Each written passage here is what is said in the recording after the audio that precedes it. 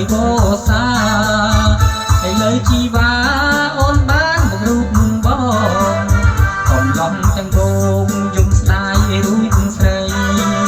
ប្រាស់ដោនាងដីស្រែយំឡាយឡាចង់បានរូបមុំ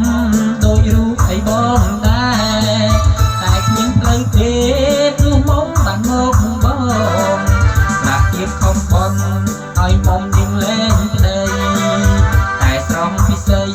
ស្រីស្មោះនឹងក្តីស្នេហារូបបងនឹងអូនជាគូពីបបពេមានយ៉ាងណាគេបងបែកជាបានឡើយបងសែនសប្បាយរីករាយនៅក្នុងចិត្តព្រោះបានគុំិតប្រឡោមពីកាយ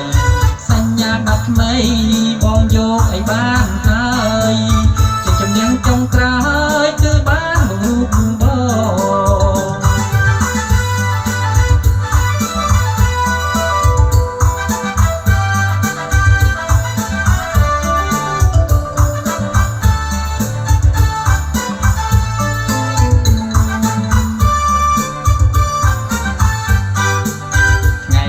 សបាយក្អាស់ក្អាយអើយកូនឡ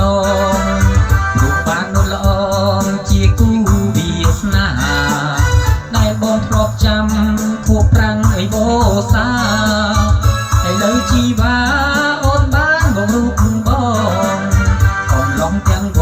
ងយំស្ដាយអើយរូបស្រីប្រាស់នោនាលដីស្រែយំឡាយឡាចង់បានរូបមុំដូចរូបអីបងទេ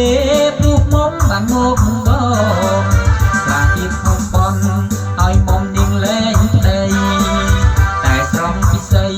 ស្រីស្មោះនឹងក្តីស្នេហារូបបងនឹងអូនជាគូពីបបពេ